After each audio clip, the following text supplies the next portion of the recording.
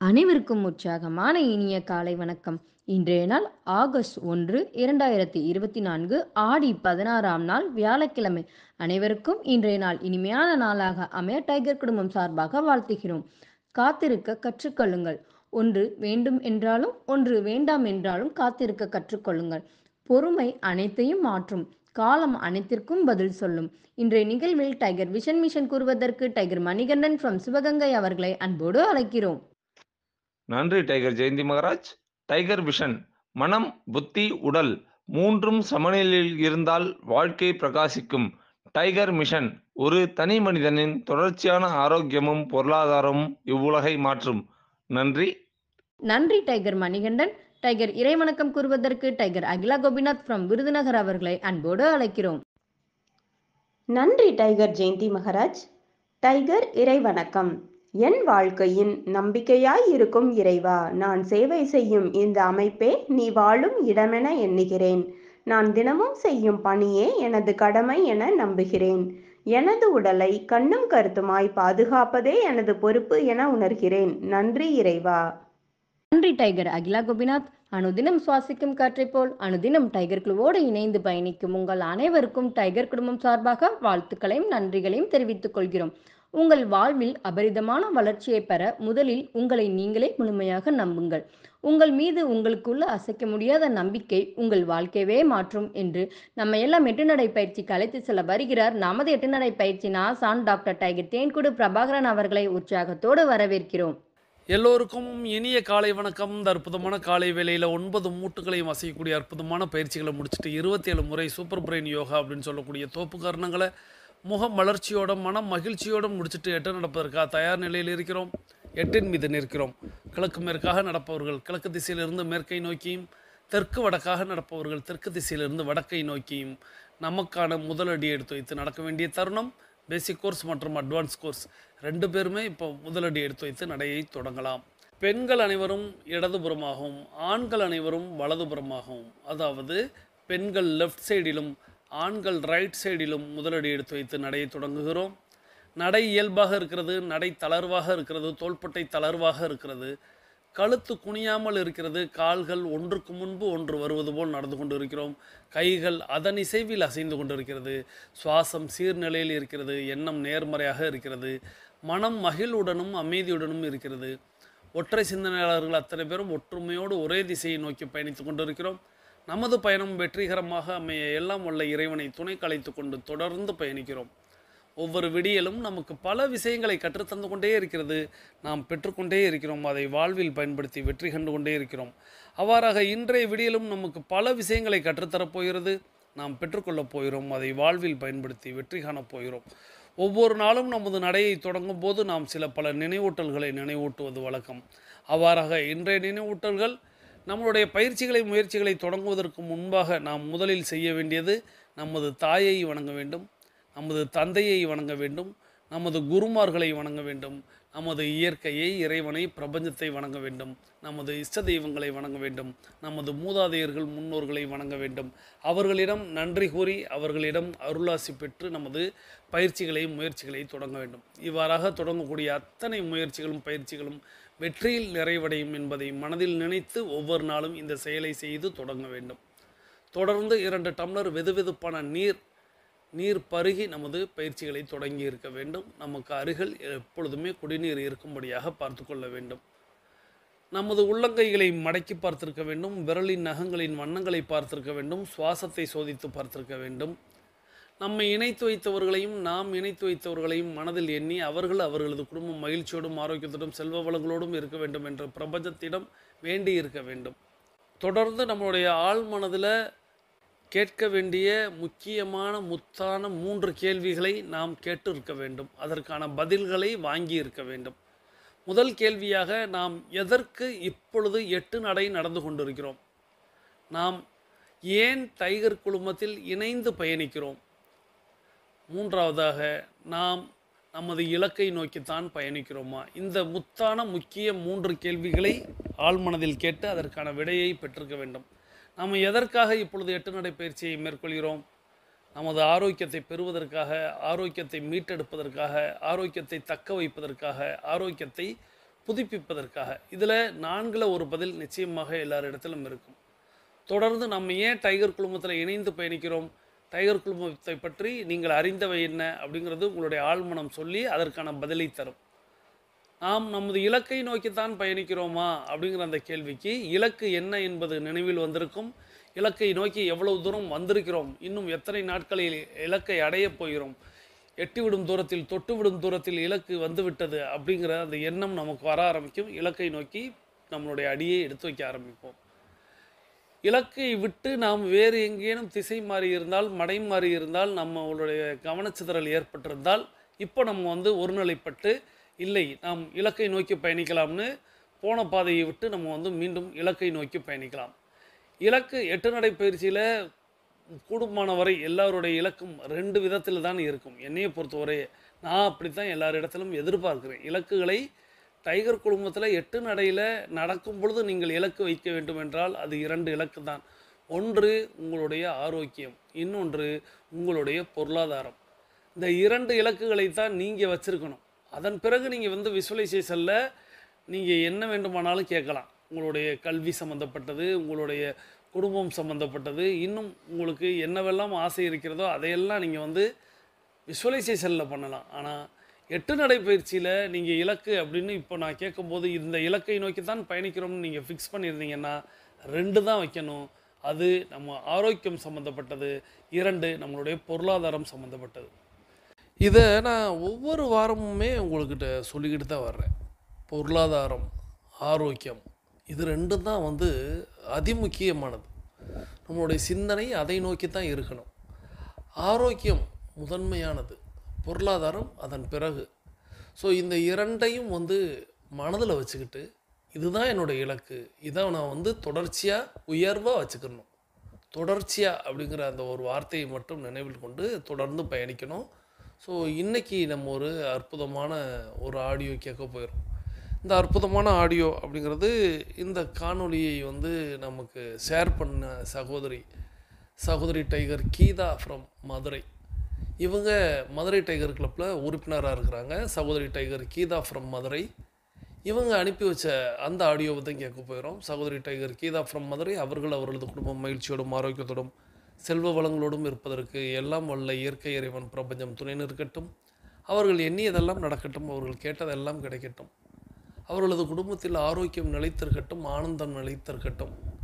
அவர்களுடைய பொருளாதாரம் உயர்ந்து கொண்டே இருக்க வேண்டும், அவர்களுடைய பணி சிறந்து வழங்க வேண்டும். அதை எல்லாம் வல்ல இயற்கையே இறைவனே பிரபஞ்சமே நீ வழங்க வேண்டும் என்று இந்த நேரத்தில் கேட்டு அவர்களுக்கு என்னுடைய வாழ்த்துக்களை நானும் தெரிவித்து நீங்களும் உங்களுடைய வாழ்த்து மலைகளை சகோதரி tiger Geetha from Madurai tiger club உறுப்பினருக்கு நீங்கள் வழங்குமாறு கேட்டு, இன்றைக்கி மதுரை டைகர் கிளப்பில் அவங்களுடைய கேப்டன் அல்லது வைஸ் கேப்டன்கள் அவங்கள வாழ்த்தி நீங்கள் செய்தி போடணும், மற்றவர்கள் அதை வாழ்த்தணும். இதை நான் அன்னைக்கு சொல்லியிருந்தேன். தூத்துக்குடி டைகர் கிளப்பில் அதை திறம்பட சிறப்பாக செஞ்சுருந்தீங்க. உங்களுக்கு என்னுடைய வாழ்த்துக்கள். அன்றைக்கே நான் இன்னொரு டைகர் கிளப்பை சொல்லியிருந்தேன். அந்த கிளப்பில் இருந்து அந்த குரூப்பில் எந்த வாழ்த்தையுமே காணா.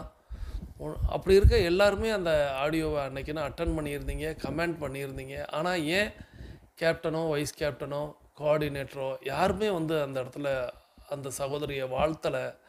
இதை இந்த இடத்துல நான் ஏன் சுட்டி காட்டுறேன் அப்படின்னா, எந்த கிளப்புன்னு நான் சொல்லலை. இருப்பினும் ஏன் சுட்டி காட்டுறேன் அப்படின்னா, இந்த இடத்துல சொன்னால் தான் மற்றவர்களுக்கும் அது இதை நம்ம பண்ணணும் அப்படின்னு தோணும். ஸோ இந்த நேரத்தில் மீண்டும் அதை நினைவூட்டி மதுரை டைகர் கிளப்போடைய உறுப்பினருக்கு அந்த கோஆர்டினேட்டர் கேப்டன் வைஸ் கேப்டன்கள் யார் முந்துறாங்களோ அவங்க வாழ்த்து மலைகளை பொழியலாம் அந்த இடத்துல. ஸோ இப்போது நம்ம தொடர்ந்து இப்போ அந்த ஆடியோவை கேட்க போயிடும். இந்த ஆடியோவை அவங்க அனுப்பி வைக்கும்போது அந்த ஆடியோவில் என்ன எழுதப்பட்டிருந்தது அப்படின்னா, ஏன்னா இது ஒரு ஃபார்வர்டட் மெசேஜ் தான், எல்லாரும் எழுதி அனுப்புகிறது தான். இக்காணொளி காட்சியை அவசியம் உங்கள் குழந்தைகள், பேரன் மற்றும் பேத்திகளின், அதுலேயும் குறிப்பிட்டு குறியீடுக்குள்ளே சொல்லியிருக்காங்க, படிக்கும் மாணவ மாணவியர்களுக்கு கவனத்திற்கு கொண்டு செல்லவும் அப்படின்னு எழுதப்பட்டிருக்கிறது. இது அந்த சகோதரி எழுதலை, அவங்களுக்கு வந்த மெசேஜை அப்படியே ஃபார்வர்ட் பண்ணியிருக்காங்க. அந்த மெசேஜில் இக்காணொளி காட்சியை அவசியம் உங்கள் குழந்தைகள், பேரன் மற்றும் பேத்திகள், படிக்கும் மாணவ மாணவியர்களுக்கு கவனத்திற்கு கொண்டு செல்லவும் அப்படின்னு. நான் ஏன் இந்த அழுத்தி இதை சொல்கிறேன் அப்படின்னா, இந்த ஆடியோவை கேட்டு முடிக்கும் பொழுது அங்கங்கே கைதட்டு ஓசை கேட்கிறது. பேசக்கூடியவர் ஒரு பேச்சாளர் தான். நான் அவர் பேரை சொல்ல தேவையில்லை. அவங்க எப்போ பேச ஆரம்பித்தாங்கனாலும் அவங்க பேரை அவங்களே சில இடங்களில் உச்சரிச்சிருவாங்க. ஸோ பேச்சு கேட்டு எல்லோரும் கைதட்டி அவங்க சொல்ல வந்த கருத்தை வந்து பதிவிட்டுட்டாங்க அப்படின்னு தோணுனாலும், எனக்கு அந்த பேச்சில் ஒரு இடத்துல பிழை தென்பட்டது. பிழை அப்படின்னா இது சரியா அப்படிங்கிற மாதிரி எனக்கு தோன்றியது. ஸோ இதை வந்து நீங்கள் குறிப்பிடுவதற்கு இந்த ஆடியோவை கொஞ்சம் கவனமாக கேளுங்க. அதாவது இந்த ஆடியோ ஒரு மோட்டிவேஷ்னல் ஸ்பீச்சாக தான் இருக்க போகுது. அதாவது உங்களுக்கு தன்னம்பிக்கையை ஊட்டக்கூடிய, அதிலையும் முக்கியமாக குழந்தைகளுக்கு, படிக்கக்கூடிய மாணவ மாணவிகளுக்கு பேருதவியாக இருக்க போகிறது. ஆனால் அதில் உள்ள பிழை எதுவாக இருக்கும் அப்படிங்கிறத நீங்கள் கண்டுபிடித்து கமெண்ட் பண்ணுங்கள். அதுதான் இன்றைக்கி உங்களுக்கு இப்போயே நீங்கள் கண்டுபிடித்து குறிப்பிட்டு அதை நீங்கள் கமெண்ட் பண்ணுங்கள். கமெண்ட் பண்ணதுக்கப்புறம் நான் என்னுடைய விளக்கம் சொல்லும் பொழுது நான் அது எதை என் கண்ணில் எனக்கு பிழையாக தெரிந்தது அப்படிங்கிறத சொல்ல போகிறேன். ஸோ அது இன்றைக்கி உங்களுக்கு கூடுதலாக ஒரு வகுப்பை ரொம்ப கூர்ந்து கவனிப்பதற்கு வாய்ப்பாக இருக்க போகிறது. இப்போ வாங்க நம்ம இப்போ அந்த ஆடியோவை கேட்டுக்கொண்டே பயணிக்கலாம்.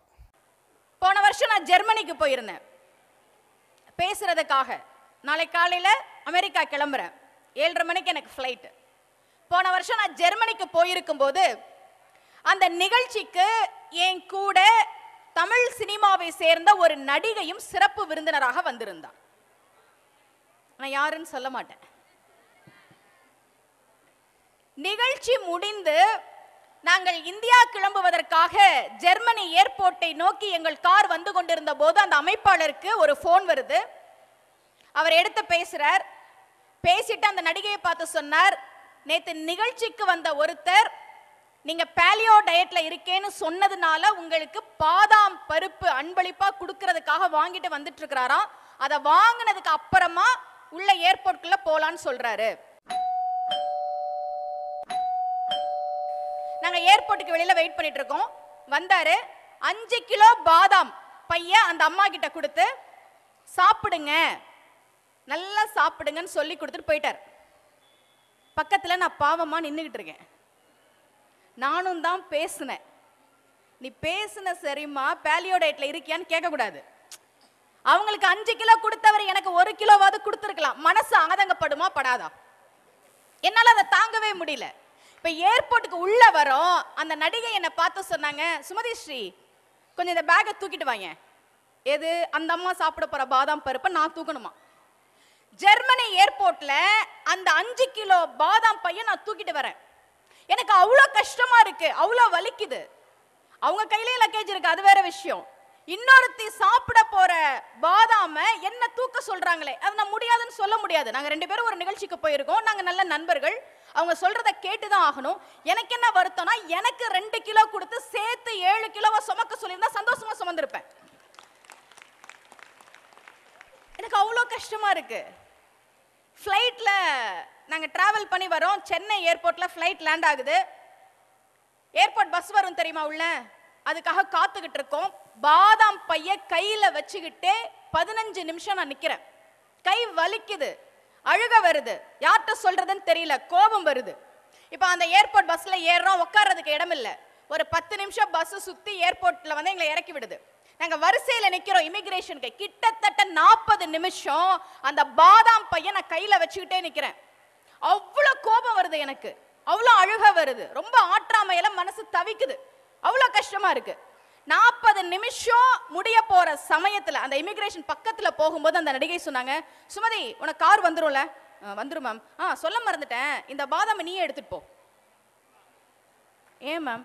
நான் உனக்கு எதுவுமே வாங்கி கொடுக்கல, ஏதாவது உனக்கு கிஃப்ட் கொடுக்கணும்னு நினைச்சேன், டைம் இல்லை சென்னையில, இதை நீ எடுத்துட்டு போ. Okay ma'am. நாங்க வெளியில வரோம். அவங்களுக்கு கார் வந்ததே கிளம்பி போயிட்டாங்க. என் கார் வரதுக்கு ஒரு 20 நிமிஷம் ஆகும். நான் பாதாம் பைய பிடிச்சிட்டே நிக்கிறேன். எக்ஸ்ட்ரா லக்கேஜ்ல வந்த பேகும் என் தோல்ல இருக்கு. வலிக்கவே இல்லை, வலிக்கவே இல்லை, கஷ்டமாவே இல்லை, அழுகையே வரல, கையில பாதாம் பை இருக்குன்ற உணர்வே இல்லை. என்ன காரணம்? ஜெர்மனி ஏர்போர்ட்லயும் அதே 5 கிலோ பாதாம் தான், சென்னை ஏர்போர்ட்லயும் அதே 5 கிலோ பாதாம் தான். அப்பெல்லாம் வலிச்சுது. ஏர்போர்ட்டுக்கு வெளியில நின்னுட்டு இருக்கும்போது அதே 5 கிலோ பாதாம் வலிக்கவே இல்லை, கஷ்டமாவே இல்லை. ஏன் ஏன் அங்கெல்லாம் நான் தூக்குனது இன்னொருத்தர் சாப்பிட போற பாதாம, அதனால எனக்கு வலிச்சது.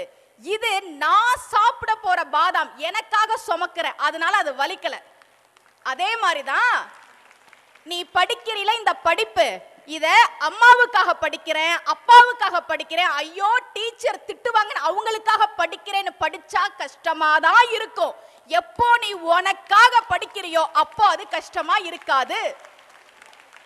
நன்றி. இந்த அற்புதமான ஆடியோவை நமக்கு, தன்னம்பிக்கை பேச்சு ஆடியோவை நமக்கு தேர்வு செய்து அனுப்பி வைத்த சகோதரி டைகர் கீதா ஃப்ரம் மதுரை. இவங்க வந்து மதுரை டைகர் கிளப்புடைய உறுப்பினராக இருக்கிறாங்க. அந்த சகோதரிக்கு நம்மளுடைய வாழ்த்து மலைகளை பொழிந்து கொண்டே நம்ம வந்து இந்த ஆடியோக்குள்ளே உள்ளே போகிறோம். இப்போது அந்த ஆடியோவில் நீங்கள் உங்களுக்கு பிழை என கருதப்பட்டதை நீங்கள் கமெண்ட் பண்ணுங்கள். நான் இப்போ வந்து அந்த பிழையை சொல்ல போவதில்லை, நான் நேரடியாக அந்த கருத்துக்குள்ளே போகிறேன். நீங்கள் உங்களுடைய கருத்தை பதிவிடுங்க. ஏன்னா அப்புறம் நான் சொன்னதுக்கப்புறம் உங்களுக்கு ஆமாம் இல்லை அப்படின்னு சொல்லி டைப் படிக்கிறத விட உங்களுக்கு என்ன தோன்றியதோ, நான் அதை படிச்சுட்டு கூட ஒருவேளை, ஏன்னா இப்போ நான் வந்து ஆடியோ முந்தியே நான் உங்களுக்கு படைக்கிறேன் இல்லையா, உங்களுக்கு எல்லாருக்குமே தெரியும். ஸோ நான் முன்னாடியே தயாரிச்சிட்றேன். அதனால் உங்களுடைய கமெண்ட்டை பார்த்துட்டு நான் பதில் சொல்ல போகிறதில்ல. ஆனால் நீங்கள் என்னுடைய பதிலை கேட்டுட்டு கமெண்ட் பண்ணுறதுக்கு வாய்ப்பு இருக்குது. அதனால் இப்போ நீங்கள் கமெண்ட் பண்ணுங்கள். இப்போது நேரடியாக போயிடலாம். அந்த பேச்சாளர் சகோதரியோடைய பேர் வந்து சுமதி ஸ்ரீ. அவங்களே அதை 2 இடத்துல உச்சரித்தாங்க. கவனிச்சிங்களான்ங்கிறது நீங்கள் தான் சொல்லணும். 2 இடத்துல, ஒரு இடத்துல சுமதி ஸ்ரீன்னு சொல்லுவாங்க, இன்னொரு இடத்துல சுமதி அப்படின்னு சொல்லுவாங்க. ஸோ அவங்க வந்து ஜெர்மனி போனதாகவும், ஜெர்மனி சென்றாண்டு போனதாகவும் அப்படின்னு சொல்லி ஆரம்பித்தாங்க. இந்த இடத்துலையே ஒரு பிழை இன்னொன்று, அதாவது ஒரு பேச்சாளர் அப்படிங்கிறவங்க தன்னை மேம்படுத்தி பேசலாம், தவறில்லை. என்னைய கேட்டால் தவறு, பட் தவறில்லை. ஆனால் சரி, சென்றாண்டு ஜெர்மனி போனீங்க, சரி நாளைக்கு அமெரிக்கா போகிறேன் அப்படின்னு சொல்லிட்டு இன்றைக்கி தகவல் சொன்னாங்க. அந்த நீங்கள் ஆடியோ மீண்டும் கேட்டிங்கன்னா அவங்க சொல்கிறது உங்களுக்கு தெரியும்.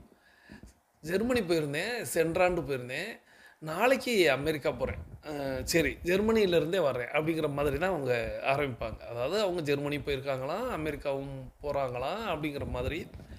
நல்ல சகோதரி தான். அவங்களுடைய பேச்செலாம் நான் நிறைய கேட்டிருக்கேன், நிறைய விஷயங்கள் அவங்களிடத்துல இருந்து நான் தெரிஞ்சுக்கிட்டேன்.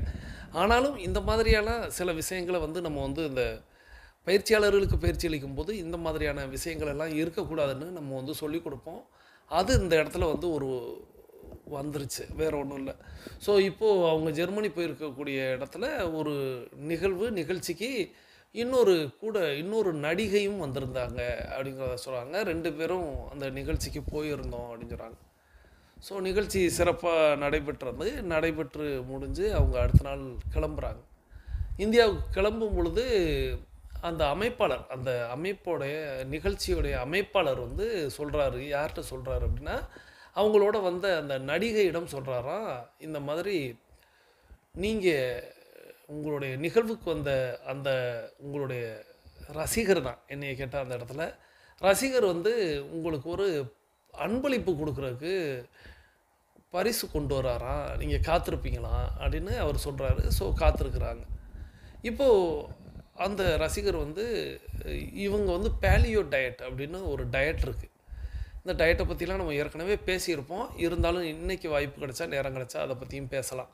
ஸோ பேலியோ டயட்டு வந்து காலை உணவு அப்படிங்கிறவங்க என்ன எடுத்துக்கிடுவாங்க பேலியோ டயட்டில் உள்ளவங்க அப்படின்னா, பாதாம் பருப்பு எடுத்துக்கிடுவாங்க, இல்லைன்னா முட்டை எடுத்துக்கிடுவாங்க. இதுதான் பேலியோ டயட்டில் உள்ளவங்களுடைய உணவு முறையாக இருக்கும்.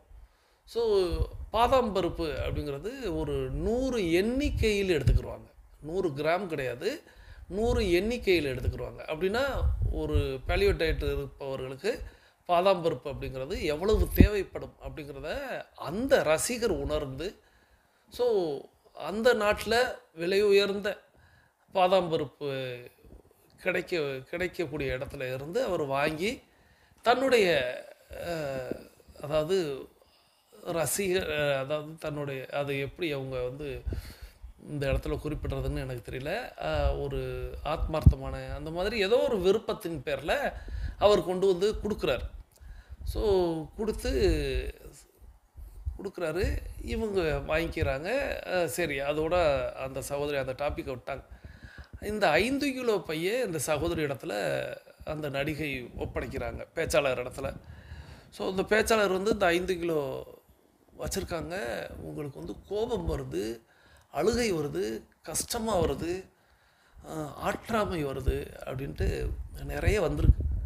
ஏன் அப்படின்னா, அவங்களுக்கு ஒரு 5 கிலோ கொண்டு வந்தவர் எனக்கு ஒரு 2 கிலோ கொண்டு வந்திருக்கலாம்ல அப்படின்னு அவங்களுக்கு நினச்சி அந்த பை வந்து அவ்வளோ வெயிட் ஆகுது. 5 கிலோ அப்படிங்கிறது எடை கூடிக்கிட்டே இருக்குது. ஏர்போர்ட்டில் அப்படின்னாலே நமக்கு தெரியும் எவ்வளோ நேரம் காலம் அப்படிங்கிறது ஆகி கொண்டே இருக்கும் அப்படிங்கிறது நமக்கு தெரியும். ஏர்போர்ட்டில் ஒவ்வொரு இடத்துலையும் வந்து கொஞ்சம் நேரம் வந்து கூடுதலாகவே மாறிக்கிட்டே இருக்கும். ஸோ அப்போல்லாம் இவங்க அந்த வெயிட்டோட எடையோடு அவங்க நிற்கிறது வந்து அவங்களால வந்து தாங்கிக்கவே முடியல. என்னால் நான் யார்கிட்ட எது போய் சொல்கிறதுனே தெரியல, அழுகையாக வந்துச்சு அப்படிங்கிற மாதிரி சொன்னாங்க. ஸோ ஆதங்கப்படுமா இல்லையா அப்படின்னு ஒரு கேள்வியை நம்ம இடத்துலையும் கேட்டாங்க. ஸோ அவங்களுடைய ஆதங்கம் சரியா அப்படிங்கிறதையும் நம்ம வந்து இந்த இடத்துல ஒரு கேள்வியாக கூட வைக்கலாம். நீங்கள் பதில் கூட சொல்லலாம். ஆமாம் இல்லைன்னு மட்டும் பதில் அளிக்காதீங்க. நான் அதுக்கப்புறம் படித்து பார்க்கும்பொழுது நீங்கள் எதுக்கு ஆமான்னு சொன்னீங்கன்னே எனக்கு தெரியாமல் போயிடுது. நீங்கள் கேட்கும்போது ஆமாம்னு சொல்லிடுறீங்க. இப்போ நான் வந்து ஆதங்கப்படுறாங்க அப்படின்னு சொல்லும்போது ஆதங்கப்படுதல் சரிதான் இல்லை ஆதங்கப்படுதல் தவறு தான் எழுதுங்க. நீங்கள் ஆமாம் இல்லை அப்படின்னு ஒற்றை வார்த்தையில் எழுதிடுறீங்க, எனக்கு புரிய மாட்டேங்குது. நீங்கள் பதில் எழுதுகிறது எனக்கு. ஸோ அதனால் எனக்கு புரியும் வண்ணமாக கொஞ்சம் 2 வார்த்தைகளை சேர்த்து எழுதுனீங்கன்னா நல்லாயிருக்கும். ஸோ இப்போது அவங்க இன்னொருத்தி சாப்பிட போகிறத என்கிட்ட கொடுத்துட்டாங்க. ஸோ இப்படி கை வலிக்குது, அழுக வருது அப்படின்னு சொன்னாங்க. கடைசியில் சென்னை ஏர்போர்ட்டில் வந்து லேட் ஆகிடுச்சு. அப்புறம் எல்லாம் வந்து சென்னை ஏர்போர்ட்டை விட்டு வெளியில் கிளம்பக்கூடிய நேரத்தில் அந்த நடிகை வந்து கூப்பிட்டு, சுமதி அந்த சொல்ல மறந்துட்டேன், அந்த பாதாம் பருப்பை நீ கொண்டு போ அப்படின்னு. ஏன்னு கேட்டாங்களாம். அவங்க சொன்னாங்களாம், இல்லை நான் உனக்கு எந்த பரிசு பொருளுமே வாங்கி தரல, ஸோ ஜெர்மனியில் நான் உனக்கு வந்து எதுவுமே வாங்கி தரல, ஸோ அதனால் நீ கொண்டு போ. உடனே இவங்க, இப்போ எனக்கு வெயிட்டே தெரியலங்க, எனக்கு வந்து ஏன்னா அது வந்து என்னுடையதாகிடுச்சு, நான் சாப்பிட போகிற பாதாம் பருப்பு ஆயிடுச்சு, எனக்கு வந்து அது வெயிட்டே தெரியல அப்படின்னு சொல்லி அந்த கண்டென்ட்டை நிறுத்துனாங்க. அதுக்கப்புறம் தான் மெசேஜ் அவங்க சொன்னது. ஸோ உனக்காக நீ படி, உங்கள் அப்பா அம்மாவுக்கெல்லாம் படிக்காத, டீச்சர்களுக்கெல்லாம் படிச்சின்னா கஷ்டமாக இருக்கும், உனக்காக படித்தா நல்லா இருக்கும்னு அற்புதமான கருத்தை இங்கே பதிவிட்டாங்க. இப்போது 8 நடையின் 21 நிமிடம் அப்படிங்கிறது நிறைவுக்கு வருகிறது.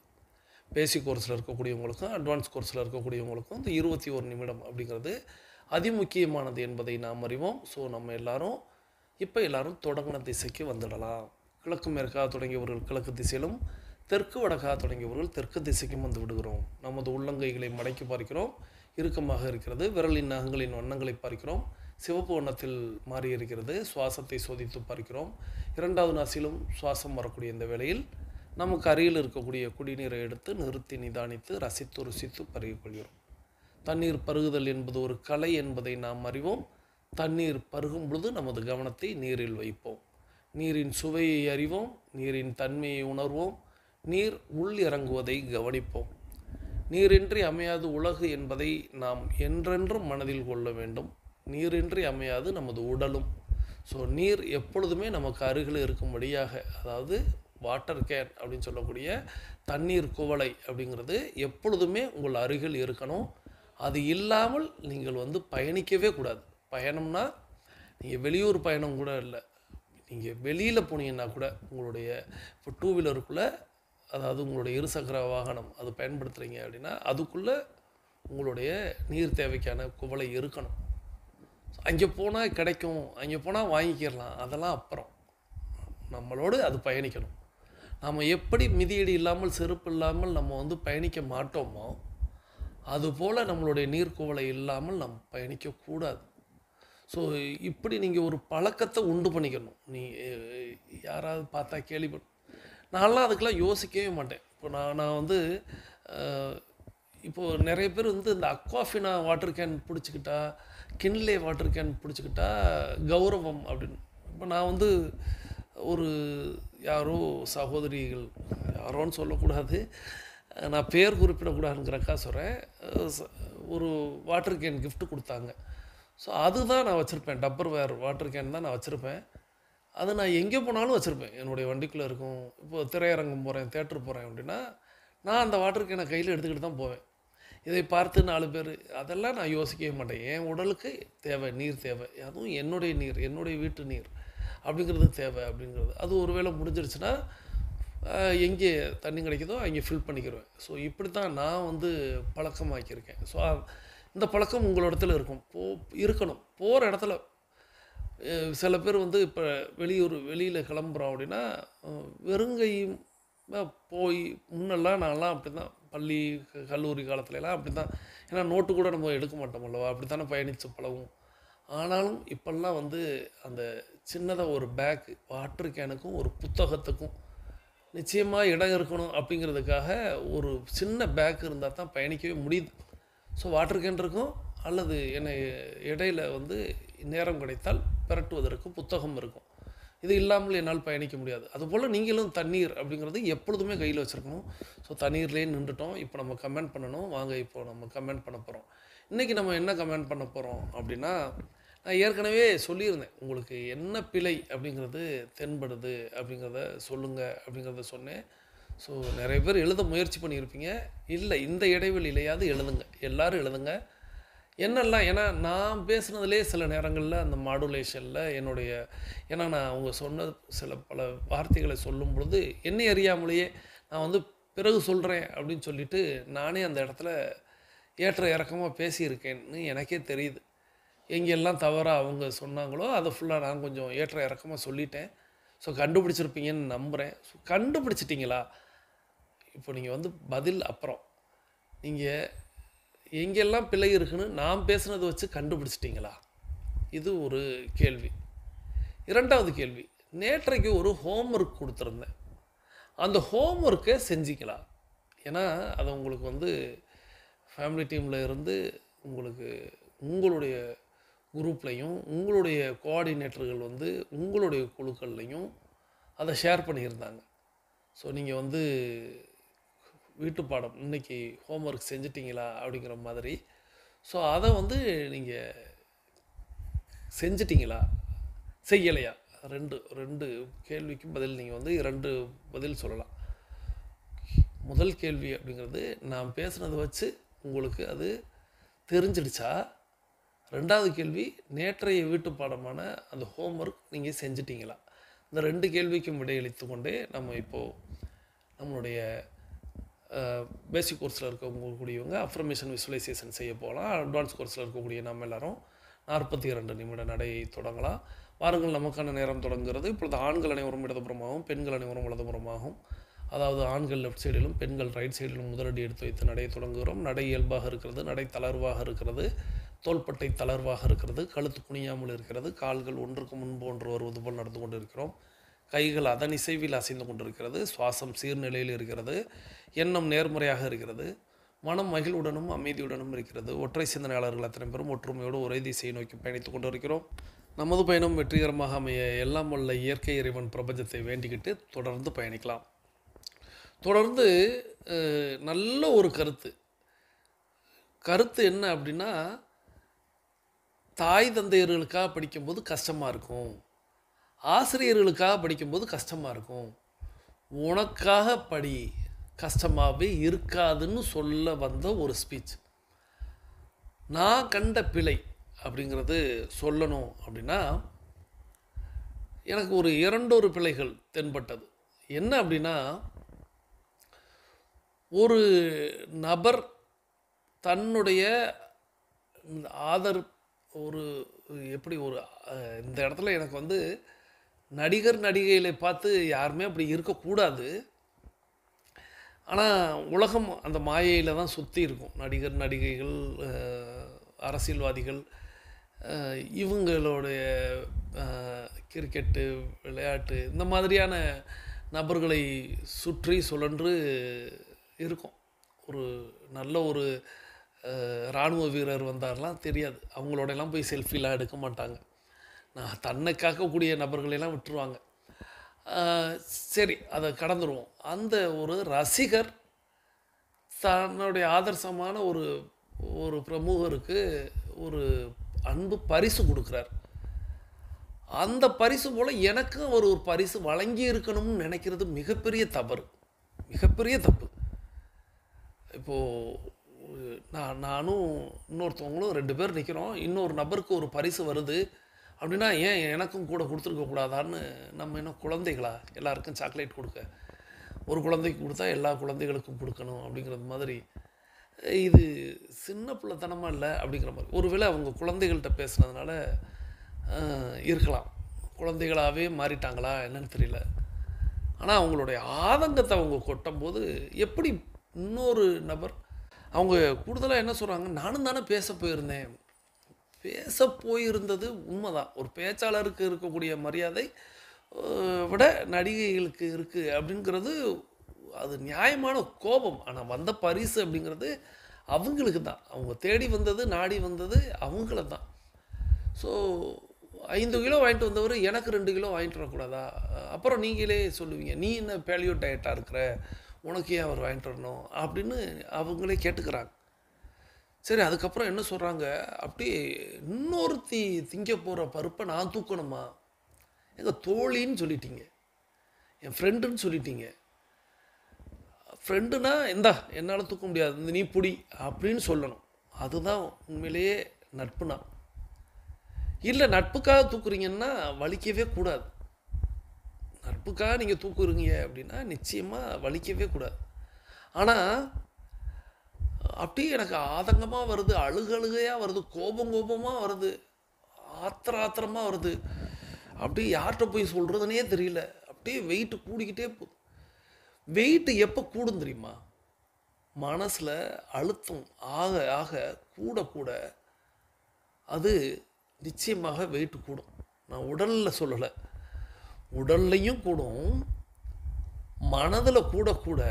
நீங்கள் ஒரு பொருள் கையில் வச்சுருக்கிறீங்க அப்படின்னா அது இன்னும், இதை நான் வந்து நம்மளுடைய கேம்பில் நான் வந்து இந்த முறை கேம்பில் நான் வந்து அதை நேரடி பயிற்சியாகவே செஞ்சு காட்டுறேன். ஸோ வெயிட் வந்து அவங்களுக்கு கூடிக்கிட்டே போதும். அதன் பிறகு அவங்க அந்த நடிகை சொன்னாங்களாம், அதை நீனே வச்சுக்கோ அப்படின்னு சொன்னாங்களாம். இவங்களுக்கு உடனடியாக இவங்களுக்குன்னு சொல்லவும் எடையே இல்லாமல் போயிடுச்சான், வெயிட்டே இல்லாமல் போயிடுச்சான். ஸோ அப்பா என்னால் முடியல அந்த. ஏன்னா நல்ல ஒரு அற்புதமான மோட்டிவேஷனல் ஸ்பீச்சாக கேட்கும்போது சரியாக தான் இருக்குது. ஆனால் ஒரு பேச்சாளர் வந்து குழந்தைகளிடத்தில் பேசும்போது எதையெல்லாம் கவனிக்கணும் அப்படிங்கிறத இதில் கவனிக்கணும். கூடுதலாக இன்னொரு தவறு அந்த நடிகை செய்தது. ஏங்க, உங்களுக்கு உங்களுடைய நலம் விரும்பி, ஏன்னா உங்களுடைய நலத்தின் பேரில் நீங்கள் என்ன டயட் இருக்கீங்க, உங்களுக்கு என்ன உணவு தேவை, அதை வந்து அவர் பார்த்து பார்த்து வாங்கி உங்களுக்காக எங்கேயோ போய் எங்கேயோ இருந்து கொண்டு வந்து கொடுத்தா, அதை போகிற போக்கில் நீங்கள் உங்கள் நண்பர் கொடுத்தீங்க, இப்படி நான் சொல்கிறேன், ஒரு குப்பை தொட்டியில் போட்டது மாதிரி நீங்கள் வந்து நான் உனக்கு எதுவும் வாங்கி கொடுக்கல, இதை வச்சுக்கோ அப்படின்னா கொடுத்தவனை சொல்லணும் அப்படின்னு தோணுச்சு. ஏன்னா யாருக்கு செய்யணும்னு இருக்குல்ல ஒரு ஒரு ஒரு பரிசு. அதான் நம்ம வந்து இந்த தலைவர்கள்னு இந்த மாதிரி செல்ஃபி எடுத்துக்கிறாங்கல்ல, ஓடி ஓடி எடுத்துக்கிறாங்க, பின்பற்றுறாங்க, சிலரை ஃபாலோ பண்ணுறாங்கல்ல. அவங்களுக்கெல்லாம் கொஞ்சமாவது நாலேஜ் இருக்குதான்னு பார்க்கணும். இந்த விஷயத்துலேயே அந்த நடிகை பேரை நல்ல வேளை இந்த சகோதரி சொல்லலை, நல்ல வேளை சொல்லலை. சொல்லியிருந்தா அவ்வளோதான். கொஞ்சம் யோசித்து பார்த்தோம்னா சொல்லியிருந்தா என்ன ஆயிருக்கும் அப்படிங்கிற மாதிரி தான். ஸோ இந்த இடத்துல இதுக்கு மேலே அந்த ஆடியோவில் நான் வேறு எதுவும் சொல்ல விரும்பலை. இதுதான் என் கண்ணுகளுக்கு தவறாக தென்பட்டது. ஏன்னா ஒரு பரிசு பொருள் அப்படிங்கிறது ஒருத்தவங்க நம்மளை எவ்வளவு நேசிச்சிருந்தா, எவ்வளவு இதாக பண்ணியிருந்தால் நம்மகிட்ட கொடுத்துருப்பாங்க. அதுக்கு நமக்கு தேவையற்ற பொருளாக இருந்தால் கூட அது ஒரு மூலையில் இருந்து தான் ஆகணும். அதே நேரத்தில் அவங்க நலம் விரும்பியாக நினச்சி அதை நமக்கு பார்த்து பார்த்து கொடுத்து அதை கொண்டு போய் இன்னொரு இடத்துல தள்ளி விட்டு நான் உனக்கு எதுவும் வாங்கி கொடுக்கல இல்லைன்னா இப்போது இவங்க வந்து கொடுத்தது வந்து கிஃப்டா, இதுக்கு பேர் கிஃப்டா, வந்ததை அப்படியே அள்ளி போடுறதுக்கு பேர் கிஃப்டா தெரியல. சரி, ஓகே, நம்ம அந்த ஆடியோலேருந்து வந்துடலாம். இந்த கருத்து வந்து சொல்ல வந்த கருத்து அப்படிங்கிறது அற்புதமான கருத்து. ஆனால் மேலோட்டமாக பார்க்கும் பொழுது சரியாக இருந்திருக்கும். ஆனால் ஒரு பேச்சாளராக இப்போ வேறு யாராவது பேசியிருந்தாங்கன்னா நான் வந்து இவ்வளோக்குள்ளே போயிருக்க மாட்டேன். ஒரு பேச்சாளர் பேசியிருந்ததுனால நான் இந்த பிழைகளை தவறுகளை வந்து சொல்கிறேன். இருப்பினும் நான் சொல்கிறது சரியா தவறா அப்படிங்கிறதையும் உங்களுடைய கருத்துக்களில் சொல்லுங்கள். நான் சொல்கிறது தான் சரின்னு நானும் சொல்ல மாட்டேன். என்னுடைய பார்வை, ஒருவேளை என்னுடைய பார்வையில் தவறு இருந்தாலும் நீங்கள் சுட்டி காட்டலாம், தட்டி கேட்கலாம் தாராளமாக. இந்த ஆடியோ அந்த சகோதரிக்கு எப்படி ஏனும் போய் சேர்ந்தால் கூட அந்த சகோதரியும் சுட்டி காட்டலாம், தட்டி கேட்கலாம். இல்லை வேறு ஏதேனும் அவங்க கோபித்து கொண்டால் கூட என்னுடைய இன்னும் சில விளக்கங்களையும் அவர்களுக்கு தருவதற்கு தயாராக இருக்கிறேன். ஸோ இந்த நேரத்தில் இவ்வளோ போதும்னு நினைக்கிறேன். இந்த ஆடியோ உடனே நிறைய பேர் இந்த மாதிரியான ஆடியோக்களை எல்லாம் தேர்வு செய்து அனுப்பலாமா? தவறொன்றும் இல்லை. எல்லாவற்றிலும் வந்து நம்ம கற்றுக்கொள்கிறோம், அவ்வளோதான். எல்லாவற்றிலும் எது நடந்தாலும் அதிலிருந்து நாம் என்ன கற்றுக்கொள்கிறோம் அப்படிங்கிறத தான் நம்ம வந்து பார்க்க போகிறோம். ஸோ அந்த வகையில் இன்றைக்கி இந்த ஆடியோ நிறைய விஷயத்தை நமக்கு கற்றுக் கொடுத்துருக்கோம்னு நம்புகிறேன். இந்த அற்புதமான ஆடியோவை நமக்கு தேர்வு செய்து அனுப்பி வைத்த சகோதரி tiger Geetha from Madurai tiger club உறுப்பினர் அவர்களுக்கு நமது நன்றிகளையும் வாழ்த்துக்களையும் தெரிவித்துக்கொண்டு தொடர்ந்து நம்ம வந்து திருக்குறள் கேட்க போகிறோம். இன்றைய திருக்குறள் குறள் எண் 61, அறத்துப்பால் இல்லறவியல் மக்கட்பேறு அதிகாரம். பெருமவற்றுள் யாமறிவது இல்லை, அறிவருந்த மக்கட்பேறு அல்ல பிற. ஒருவன் தான் பெரும் நன்மைகளுள் எல்லாம் சிறந்த நன்மை எதுவெனில் அறிவார்ந்த பிள்ளைகளை பெற்றிருப்பதுதான். வள்ளுவர் பெருந்தகை இந்த குறளின் வாயிலாக நம்மளுக்கு தெரிவிப்பது என்னவெனில், பெருமவற்றுள் யாமறிவது இல்லை, அறிவறிந்த மக்கட்பேறு அல்ல பிற. அவருக்கு தெரிந்த வகையில், அவர் அறிந்த வகையில் பெருமவற்றுள் எல்லாம் நம்மால் பெற முடிந்தவைகளிலெல்லாம் மிகச்சிறந்தது எதுவெனில் அறிவார்ந்த மக்களை பெறுவதுதான். அதை தவிர வேறு ஒன்றுமில்லை அப்படிங்கிறத சொல்றாரு. நம்மளுக்கு உலகத்துல எல்லாமே கிடைக்கும். அதுல எது சிறந்தது எனில் நம்மளுடைய பிள்ளைகள் அறிவார்ந்த பிள்ளைகளாக நாம் பெறுவதுதான் அப்படிங்கிறத குறிப்பிடுகிறார். குழந்தை பேரு அதை சொல்லியிருக்கிறாரா அந்த குறள்ல அப்படின்னா அதுவல்ல. குழந்தை பெறுவது அப்படிங்கிறது உலகில் இயல்பாக நடக்கக்கூடிய ஒரு செயல். ஆனால் அந்த குழந்தைகளை அறிவார்ந்த குழந்தைகளாக பெறுவதுதான் பெருமவற்றுள் எல்லாம் சிறந்தது அப்படிங்கிறத சொல்றார். ஸோ அறிவார்ந்த குழந்தைகளாக பெறுவது எப்படி அப்படின்னா அது அந்த தாய் தந்தையின் கையில் தான் இருக்கிறது. குழந்தை என்பவன் பிறப்பிலிருந்து இயல்பாக ஒரே மாதிரியான அறிவோடு தான் குழந்தைகள் பிறக்கின்றன. ஆனால் இந்த பூமியை தொட்ட பிறகு அந்த தாய் தந்தை 2 நபர்களால் தான் அந்த குழந்தை வளர்க்கப்படுகிறான். அந்த குழந்தை வளர்வதற்கு அதற்கு அறிவை ஊட்டுவதற்கு யார் பொறுப்பெனில் தாயும் தந்தையும் தான். ஸோ அப்படிப்பட்ட அறிவார்ந்த பிள்ளைகளை பெறுவதுதான் மிகப்பெரிய பேரு. ஆக குழந்தைகளை படிக்க வையுங்கள் அப்படிங்கிற மாதிரி அந்த நாளில் அந்த நேரத்தில் வள்ளுவர் பெருந்தகை குறிப்பிட்டிருக்காங்க. இங்கே அறிவு அப்படிங்கிறது பட்டறிதல் படித்தறிதல் அப்படிங்கிற 2 விதத்தில் இருக்கும். அனுபவ அறிவு நூலறிவு அப்படின்னு நம்ம சொல்லுவோம்.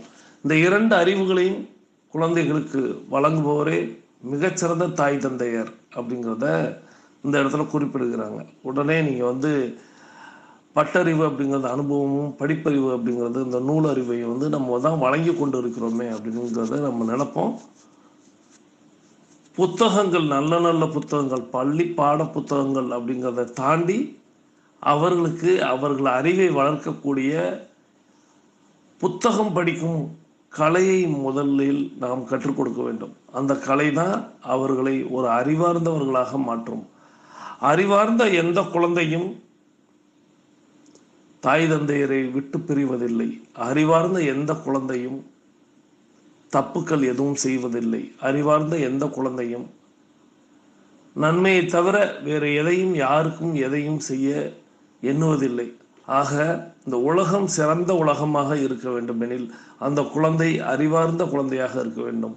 அத்தனை நீதியும் தெரிந்த குழந்தையாக இருக்க வேண்டும். அத்தனை திறமையும் பெற்ற குழந்தையாக இருக்க வேண்டும். அதற்கு அத்தனை நூல்களையும் கற்ற குழந்தைகளாக இருந்தால் மட்டும்தான் அது அறிவார்ந்த குழந்தையாக மாறும் அப்படிங்கிறத வள்ளுவர் அந்த இடத்துல குறிப்பிடுகிறார். ஸோ ஒரு சிறந்த குழந்தையை பெறுவதல்ல சாதனை, அந்த குழந்தையை அறிவார்ந்த குழந்தையாக வளர்ப்பதே பெருமை அப்படிங்கிறத இந்த குறளின் வாயிலாக குறிப்பிடுகிறார். பெரும்பவற்றுள் யாமறிவது இல்லை, அறிவறிந்த மக்கட்பேறு அல்ல பிற. ஆக குழந்தைகளை படிக்க வைப்போம். அவர்களின் கேள்விகள், அவர்களின் சந்தேகங்களை தீர்த்து வைப்போம். குழந்தை பிறந்து குழந்தை வளர ஆரம்பிக்கும் போது, அதனுடைய அறிவு வளர ஆரம்பிக்கும் பொழுது அது நிறைய கேள்விகளை எழுப்பி கொண்டே இருக்கும். அந்த கேள்விகளுக்கு பதிலளிக்க முயற்சி செய்வோம். அந்த கேள்விகளுக்கு பதில்களை தேடி தேடி கொடுப்போம். கொடுத்தால் அந்த குழந்தை ஒரு அறிவார்ந்த குழந்தையாக வளரும் அப்படிங்கிறத இந்த இடத்தில் யாம் குறிப்பிடுகிறோம். நல்ல குழந்தைகளை பெறுவதை விட நல்ல குழந்தைகளை அறிவார்ந்த குழந்தைகளாக வளர்ப்பதே மிகச்சிறந்த விஷயம் என்பதை இந்த குறளின் வாயிலாக வலியுறுத்துகிறார். இந்த அற்புதமான திருக்குறளை நமக்கு படைத்து சென்ற வள்ளுவ பெருந்தகைக்கு நமது மானசீக நன்றிகளை தெரிவித்துக்கொண்டு, தொடர்ந்து சகோதரர் டைகர் பூபாலன் ஃப்ரம் ராமநாதபுரம் இவங்க அவங்களுடைய எண்ணம் நிறைவேறுகிறது, கண்ட கனவு நிறைவேறுகிறது, எல்லாம் வல்ல இயற்கை இறைவன் பிரபஞ்சத்துக்கு நன்றி அப்படின்னு சொல்லிட்டு நம்மளுடைய பிரபஞ்சம் அறக்கட்டளைக்கு அவங்க தன்னுடைய நன்கொடையை வழங்கியிருக்கிறாங்க. அவங்க இந்த மாதம் அவங்களுடைய சம்பளம் பெற்ற பிறகு அந்த நன்கொடையை நமக்கு வழங்கியிருக்கிறாங்க. ஏன்னா அவங்க எண்ணியது நடக்குது, கேட்டது கிடைக்குது. ஸோ பிரபஞ்சம் அறக்கட்டளையின் வாயிலாக செய்யக்கூடிய சேவைகளுக்கு அது போய் சேரட்டும் அப்படின்னு சொல்லிட்டு அவங்க தன்னுடைய நன்கொடையை வழங்கியிருக்கிறாங்க. அவங்களுக்கு என்னுடைய நன்றிகளையும் வாழ்த்துக்களையும் தெரிவித்து, அவர்கள் அவர்களது குடும்பம் மகிழ்ச்சியோடும் ஆரோக்கியத்தோடும் செல்வ வளங்களோடும் இருப்பதற்கு எல்லாம் வல்ல இயற்கை இறைவன் பிரபஞ்சம் துணை நிற்க வேண்டும். அவர்கள் எண்ணியதெல்லாம் நடக்க வேண்டும், அவர்கள் கேட்டதெல்லாம் கிடைக்க வேண்டும், அவர்களது குடும்பத்தில் ஆரோக்கியம் நிலைத்திருக்க வேண்டும், ஆனந்தம் நிலைத்திருக்க வேண்டும், அவர்களுடைய பொருளாதாரம் உயர்ந்து கொண்டே இருக்க வேண்டும், அவர்களது பணி சிறந்து விளங்க வேண்டும், அவர்களது பணி பிறர் பாராட்டும்படியாக அமைய வேண்டும், அவர்களுக்கு எல்லாம் வல்ல இயற்கை இறைவன் பிரபஞ்சம் எல்லாம் வல்ல வல்லமையை தர வேண்டும் என்று இந்த நேரத்தில் கேட்டு, என்னுடைய நன்றிகளையும் வாழ்த்துக்களையும் தெரிவித்து, என்னுடைய வேண்டுதலையும் வைத்து, நீங்களும் உங்களுடைய வாழ்த்து மலைகளை சகோதரர் டைகர் பூபாலன் ஃப்ரம் ராமநாதபுரம் இவங்க கோஆர்டினேட்டர் சவுத் சோன் மற்றும் நார்த் சோன் டைகர் கிளப்புடைய கோஆர்டினேட்டர், அவங்களுக்கு உங்களுடைய வாழ்த்து மலைகளை கட்டாயம் பதிவிட வேண்டும். ஸோ ஏன் கட்டாயம் அப்படின்னு சொல்கிறேன் அப்படின்னா, நம்ம எந்த உதவி செய்தாலுமே நம்ம நம்மளுடைய வாழ்த்தையும் நன்றியையும் சொல்லுவோம். ஆனால் கூடுதல் உதவிகள் அப்படின்னு வரும்பொழுது அது நமக்கு கண்ணுக்கு தெரியும் போது அதை இன்னும் அழுத்தமாக ஏன்னா நம்ம 42 நிமிட நடையை நிறைவு செய்ய போகிறோங்கிற தருணத்தில் விட்டுட்டு ஓடிடக்கூடாது.